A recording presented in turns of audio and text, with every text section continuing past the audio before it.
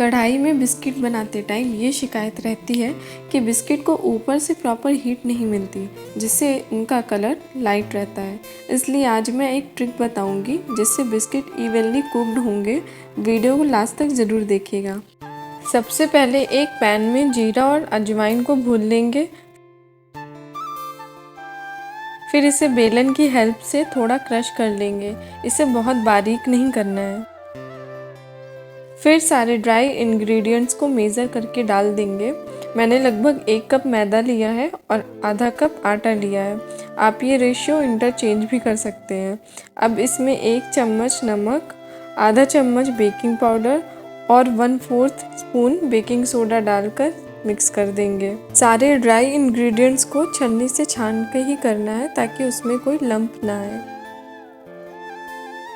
अब बटर लेंगे। ये बहुत ठंडा नहीं होना चाहिए, रूम टेम्परेचर पे ही होना चाहिए। और इसमें 2 चम्मच पिसी हुई चीनी डालकर अच्छे से मिक्स करेंगे। इसको तब तक बीट करते रहेंगे जब तक इसका टेक्सचर थोड़ा क्रीमी ना हो जाए। अब इसका colour from yellow to white हो गया है, तो मतलब अब ये रेडी है। अब इसमें सारे ड्राई इंग्रेडिएंट्स डाल देंगे। इसमें डालेंगे वो जीरा और अजवाइन का भुना हुआ मिक्सचर।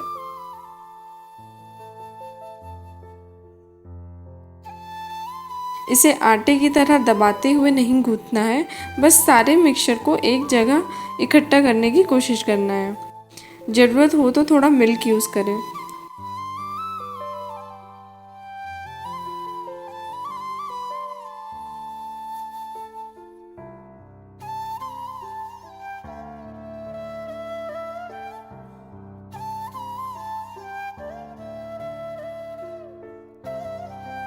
अब इसे रोल का शेप देंगे।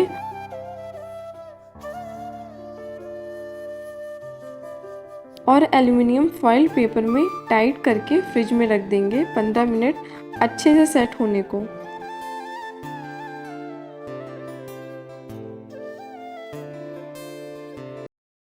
जब ये सेट हो जाए तो कट कर लेंगे इसे बिस्किट के शेप में। अब मैं इसे प्लेट में प्लेस करूँगी जिसे मैंने एल्युमिनियम पेपर से कवर किया है।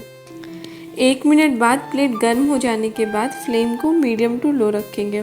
अब आती है बारी वो ट्रिक बताने की जिससे बिस्किट को ऊपर से भी हीट मिलेगा। इसके लिए मैंने गर्म तवा प्लेस किया जिसे मैं 10 मिनट से मीडियम फ्लेम पर गर्म कर रही थी। आफ्टर 10 मिनट बिस्किट रेडी हो गए हैं। इसे अब प्लेट से हटा देंगे और बिस्किट को थोड़ा ठंडा होने देंगे।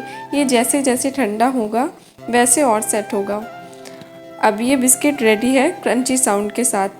आप भी ये ट्रिक ट्राई करिए और वीडियो को लाइक, शेयर एंड कमेंट करिए। चैनल को प्लीज़ सब्सक्राइब करिए।